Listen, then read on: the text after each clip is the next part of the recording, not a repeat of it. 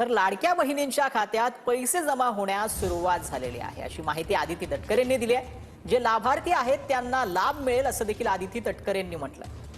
महिन्याच्या हफ्त्याच्या वितरणाची सुरुवात, सन्मान निधीच्या वितरणाची सुरुवात आपण आजपासून करत आहोत आणि साधारणपणे 9 ऑक्टोबर रोजी आपण शेवटचं डीबीटी केलेलं होतं आणि त्यावेळेला जवळपास 2,34,00,000 पेक्षा अधिक महिलांना आपण ह्या योजनेअंतर्गत लाभ दिला होता।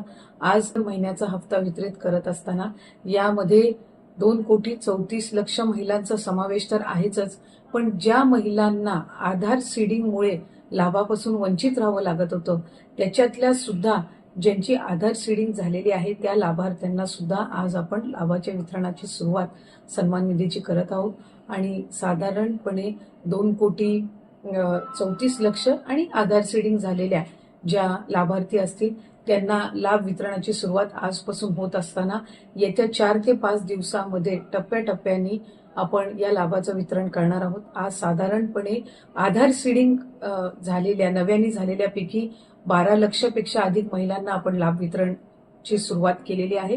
67 लाखापेक्षा अधिक महिलांना आज आपण पहिल्या दिवशी लाभ वितरित करत आहोत। असंच उद्या, परवा आणि आणखीन पुढचे 2 दिवस असे 4 दिवस रोज महिलांना लाभ वितरण करण्यात येईल आणि अशा पद्धतीनं 2,34,00,000च्या पुढच्या ज्या आहेत अशा पद्धतीनं आपण त्यांना लाभ वितरण करणार आहोत।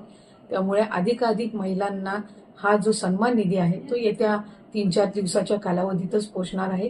माझी सर्व माता भगिनींना मनापासूनची विनंती आहे की आपल्याला लाडकी बहीण योजनेचा लाभ राज्याचे हे 3 लाडके भाऊंच्या माध्यमातून मिळतच आहे, पण याचा आपल्या पुढच्या ज्या उद्योगधंद्यांसाठी असेल, आपल्या वैयक्तिक जीवनामध्ये आरोग्यासाठी असेल, आपल्या कुटुंबासाठी असेल, स्वतःसाठी याचा निश्चितपणाने आपण योग्य तो वापर करावा। लाडक्या बहिणींसाठी अतिशय महत्त्वपूर्ण ही अपडेट होती। लाडक्या बहिणींच्या खात्यामध्ये त्यांच्या जो ओवाळणी आहे ती पडायला आता सुरुवात झालेली आहे, अशी जी माहिती आहे ती आदिती तटकरे यांनी सुद्धा दिलेली आहे। ऑक्टोबर महिन्याचा हप्ता त्यांच्या खात्यामध्ये आता लगेच जमा होत आहे आणि नोव्हेंबर महिन्याचा जो हप्ता आहे तो काही दिवसातच त्यांच्या खात्यावरती जमा केला जाणार आहे। याबद्दलची सविस्तर अपडेट आपण व्हिडिओच्या माध्यमातून दिलेली आहे।